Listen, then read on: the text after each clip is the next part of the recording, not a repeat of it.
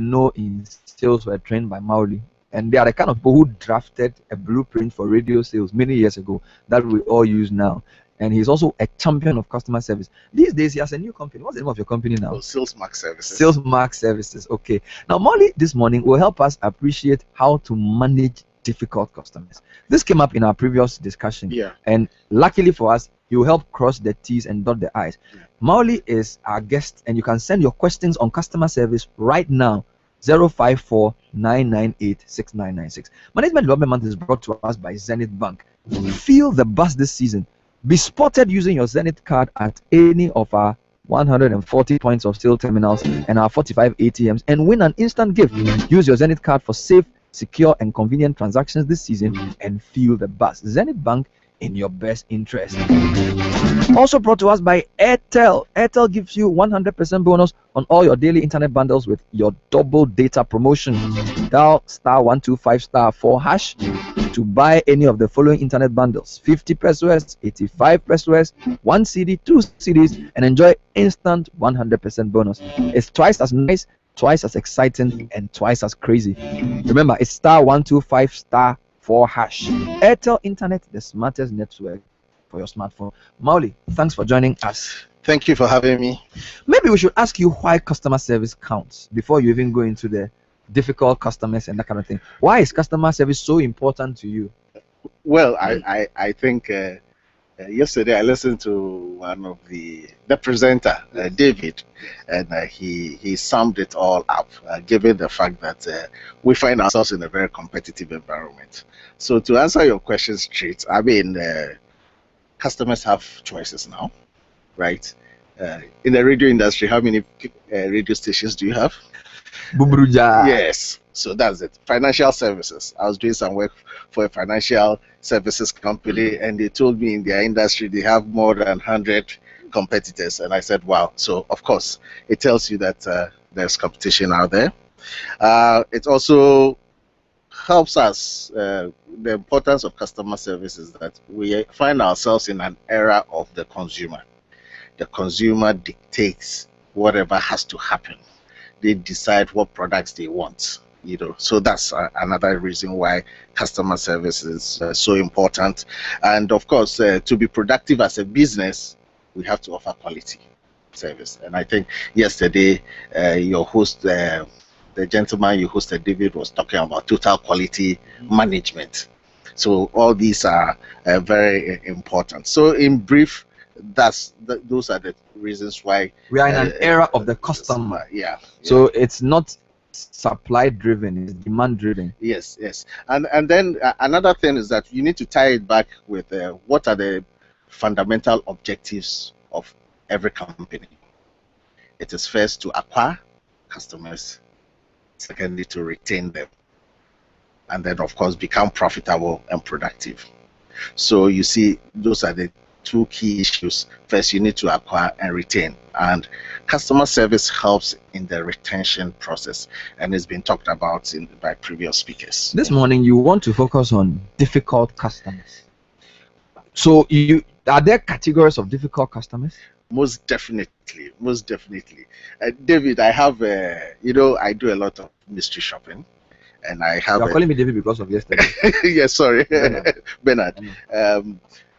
Mystery shopping, and I have a video called, which captures behavior of frontline staff, and it's video. I call it my shopping nightmares.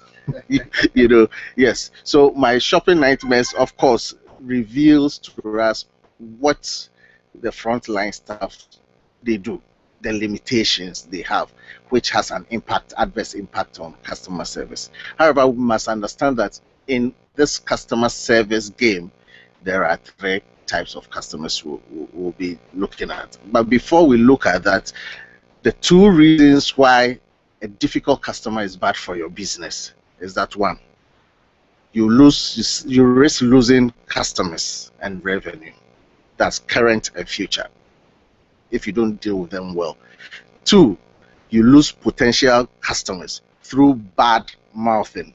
And yesterday, I think your presenter talked about what they call the distractor. they will badmouth you, right? So that's very important if you don't deal with them very well.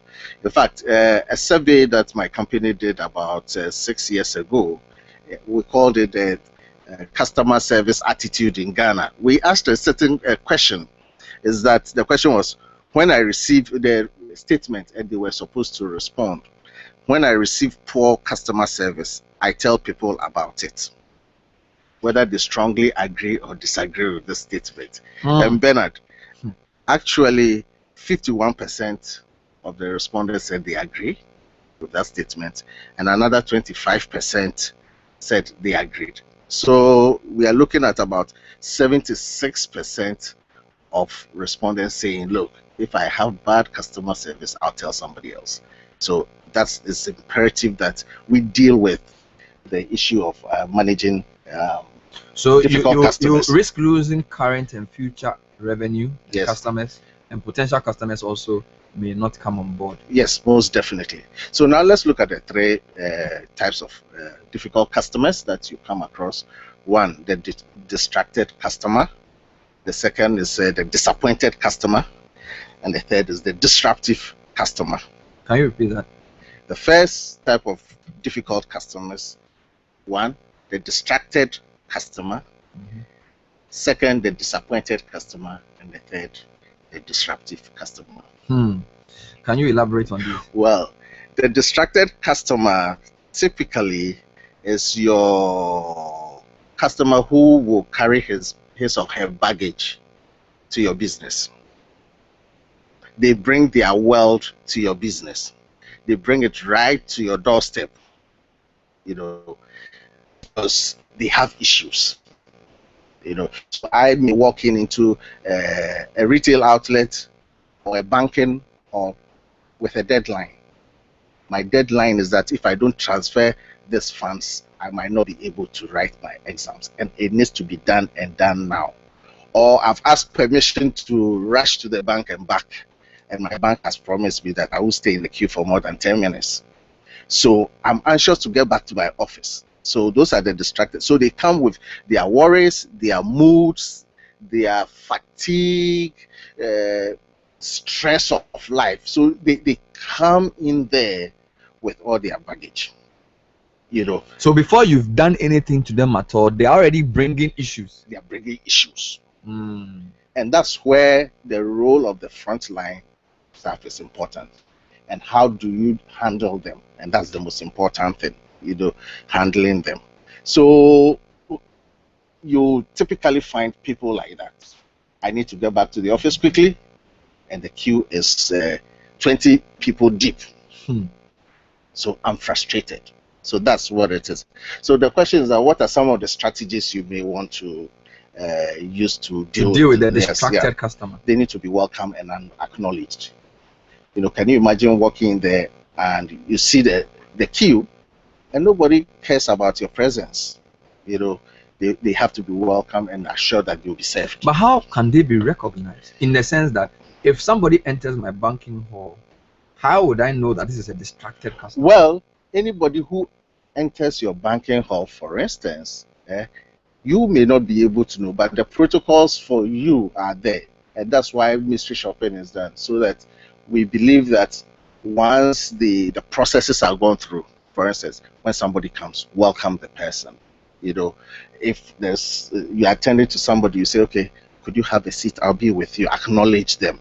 Those are things that we are supposed to do, irrespective of who they are, to calm them down, to let them feel that, look, we are working at that. So that is it. Meet their needs as soon as possible. That's another point that you need to use with a distracted customer. Listen, pay attention to them, and listen and learn their frustrations.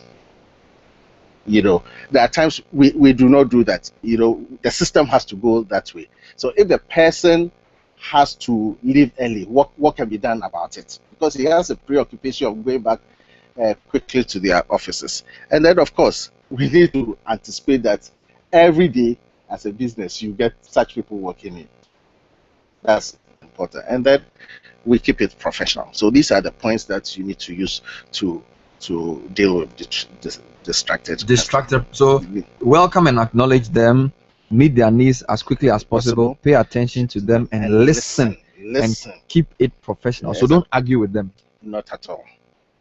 Not at all. Don't argue ever with not at all. A distracted I mean, the person will say, well, can't you see there's a long queue? Yes, there's a long queue, but I have a problem. No, it's just telling me that, well, there's a long queue and there's a patient who has to be given an emergency, so the person should come and join the queue.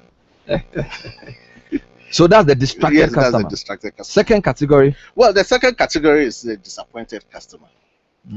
Now, the disappointed customer arrives with expectations. Expectations. And I have this very interesting quote by Shakespeare. Expectation is the root of all heartache. In other words, once our expectations are not met, we become disappointed. Now, what happens with respect to the disappointed customers is that in this case, it is the business that sets the agenda. The disappointment is as a result of the promise that the business makes. So I walk in, a customer walks in there expecting that they will be out of there in 5 minutes.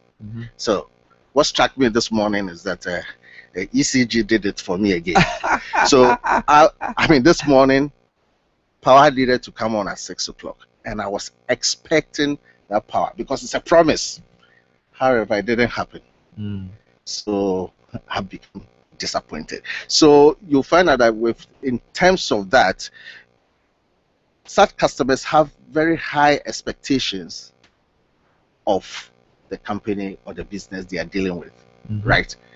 However, they become disappointed when they experience a poor service.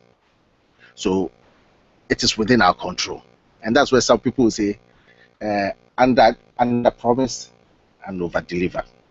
So the disappointment is rooted in your promise. It's rooted in your promise. You say to me, alone in less than 48 hours. 48 you are the one who said it. I didn't ask for it. And based on that expectation, I have also made some commitments. So what it means is that if I don't get it in 48 hours, my other commitments become a problem, and therefore I'll be disappointed. You know, so those are so what are some of the things? Yes, you promised delivery at a point and you didn't deliver on time. You said the power will be on at 6, and as at 7:30, my understanding was that ECG was not back. The man was caught in the Tema traffic. Exactly. You know, the product is not working, right? Delivery is poor. Reverting back to customer is poor. You know, you say you revert in 2 days, and it's been a week. So those are the issues. So it is driven by our own products and services and the promises that we've made to customers. Secondly, the second aspect of a disappointed customer is that they become disappointed because of what we call avoidable disappointments. I mean, where staff are not proactive. You know, they walk in there and staff are not listening to them. You know, they walk in there and they are not attended to quickly. Those elements can also cause some kind of disappointment. The attitude of staff is poor, and one of the bad attitudes is chewing gum and speaking to another colleague whilst you as a customer is expecting them to attend to you. So that the two areas in which... So it's avoidable disappointment. Yes, avoidable. Yeah. I see. So this is still with the disappointed customers. Yes, this is still with the disappointed customer. And some of the strategies you have to use to deal with them is that you need to take responsibility, not blame. The typical example I can make is, you know, you call ECG call center, and they are unable to give you an answer. They will blame it on a fault. They will blame it on something else. Not being able to answer your questions, they ask you, do you have any other questions? Any other problems? So Mangari for me. Yes. But basically take responsibility and not blame a department. Take responsibility as the company. 2, silence is important. Listen to them, and that comes with listening. Start a dialogue. That's another important point that you need to do.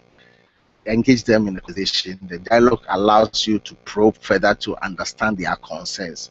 You understand? Once you understand the concerns, then you are able to help, empathize, and be interested. And in several years of doing and evaluating mystery shopping reports and videos, it's amazing. I can tell you that empathy is missing out of our frontline staff. Hardly empathize with clients, hardly smile, and they say we are friendly people, right? Hardly listen. Okay, so those are the issues. Check out for their baggages. They will definitely also bring their own baggages, so you need to check out of it. And instead of fleeing and passing on the back, you need to take the blame as a staff. It's not about you. It's not about you. It is about the customer. So those are the strategies that you need to take responsibility. Yes. Listen closely. Empathize. Start a dialogue. Yeah. Interesting stuff. Yes. And then let's move to the last one on the types of dangerous customers. Well, these are the disruptive ones. Disruptive. Yeah. These are the ones, disappointed customers who have been pushed beyond their threshold. They are disappointed customers who have been pushed beyond their patience, over the edge. So, for instance, I have a problem, and then I come back to you, and it happens consistently. Then, of course, I'm ready to explode. That's basically what it is. And businesses fuel that, take things for granted. The guy is a disappointed customer. Okay, I didn't get the good service. But then there's an opportunity for the business to do a turnaround, to solve the problem. But it doesn't get solved. It keeps on happening. And then that customer crosses the threshold of being a disappointed customer to be a disruptive customer. And these are the typical customers who walk in very angry, seething with anger, and making noises. They become abusive. Some of them become extremely difficult to deal with, even when you want to calm them down. These are the typical signs of a disruptive customers, and they are created by us. Nobody creates them. Oh, so the disruptive customers are actually created by They are created by us, because what happens is that they are disappointed. Okay, first of all, we've pushed them beyond their threshold of disappointment. Okay, you bounced my check, for instance, for no reason. I had funds in it. You say you didn't reach me when you tried, and you do it over and over and over and over again. After a certain point in time, I get angry. You understand? Then it means that I'm pushed beyond the edge, and there's no return. Now I need to take it personal, and that's what they distract. So they get angry, and then storm whatever institution it is to make their feelings known. So that's the disruptive. They won't take things lying down. No, they won't take things lying down. Usually it is driven also by a perception, their own perception. Okay, they feel the perception that they've not been treated fairly. And of course, as a customer, once you feel you are not being treated fairly, you are going to go out there and create a scene. There are times they feel they've not been given the right respect. They've been disrespected in the transaction of the business. They feel they've been embarrassed by the actions of the company. Right? They feel they've been insulted. by that. So basically that's what happens. And I can give you a typical example about the embarrassed bit. Some years ago, one of the banks launched a card that you could use for purchases, and I do recall I had one of those cards and went to a restaurant with staff. Then I was at Joy FM, and there was a big embarrassment because when they swiped the card, nothing happened. Unfortunately, there was no backup plan. So you could have imagined. Incidentally, there were two customers who were having lunch who used the same card and experienced the same problem. So the restaurant owner asked them to write a check. So that's what it is. So it's got to do with a perception of being treated unfairly. That's what the customer feels. He feels injustice, feels disrespected, feels embarrassed, and then feels insulted. Yeah. So what is the best way to deal with these people? Well, the best way to deal with these people is simple. We always advise: listen, apologize, solve the problem, and thank them. Every customer needs to be listened to. And usually, what we do, we argue. We think the customer is wrong. We think that, well, the customer must understand that there's a long queue. We think that the customer must understand our point of view, but it is important to understand the customer's point of view because they are coming from their own world, right? Those who have baggages, in the case of the first category we talked about, right? They will come with their baggages. Those who are disappointed because of your personal, the company's own promise, right, will also have such issues. So we need to listen to them and empathize, apologize, and not blame another department. That's one, because apology, what it does is that it calms the person down. And then two, solve the problem. Even if it cannot be solved immediately, there must be concrete promises that such problems will be solved. And then finally, you thank the person for understanding or bringing the challenges to you. So those are, so I call it the last chance.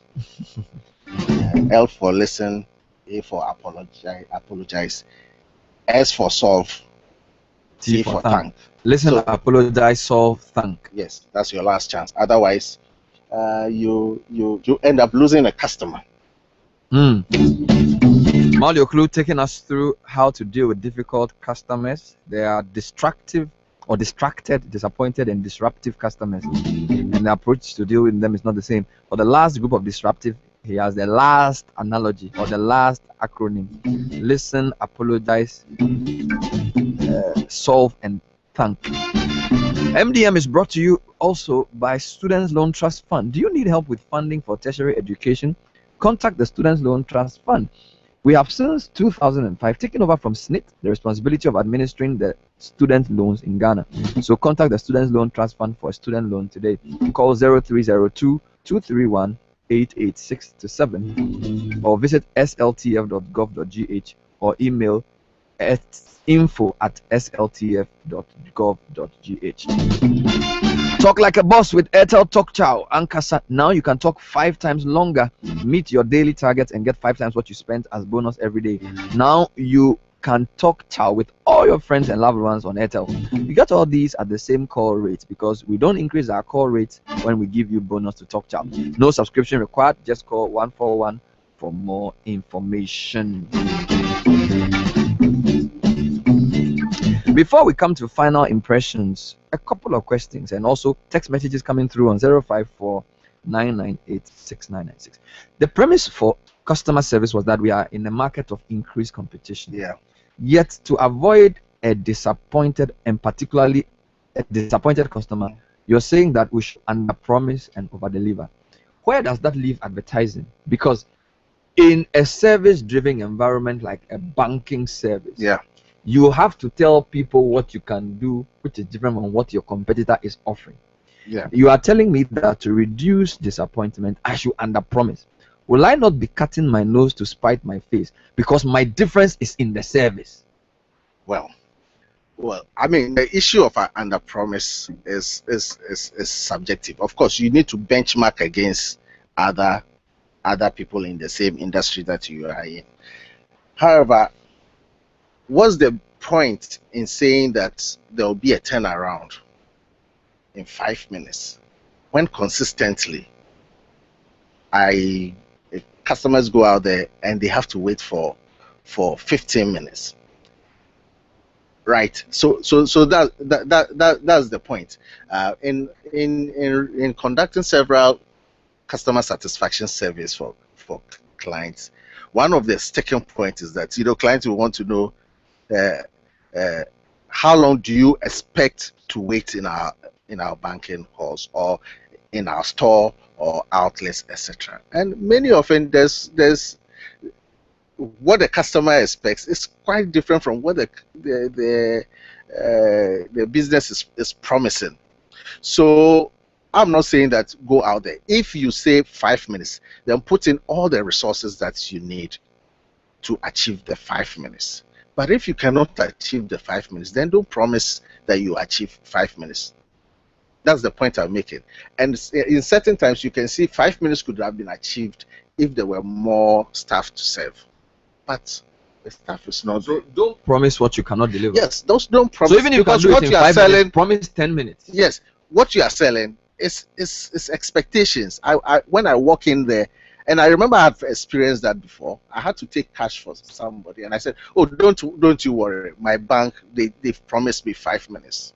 And I kept the person waiting in the car for 15 minutes.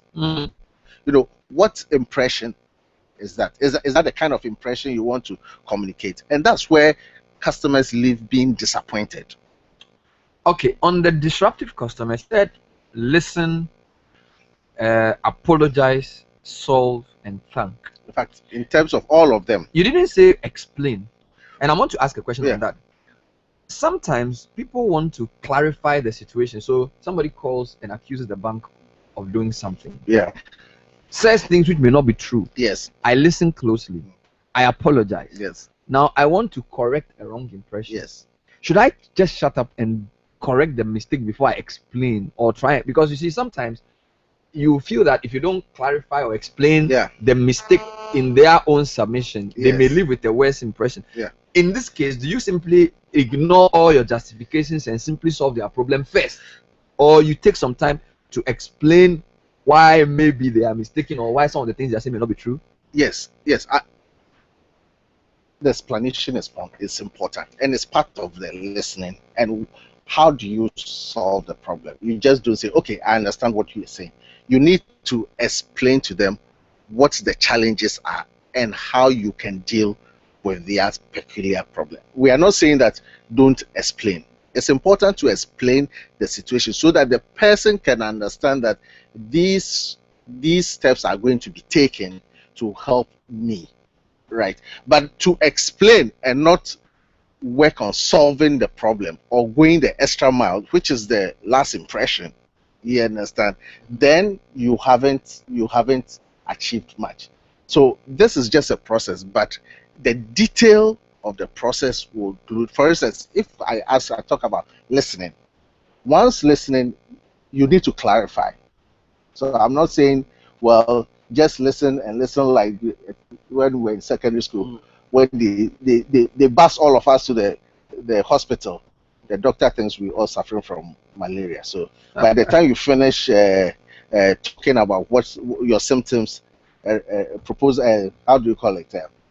Prescription has been given to you. No, that's not what we're saying. What we are saying that your listening process includes It's an active listening. it's an active listening.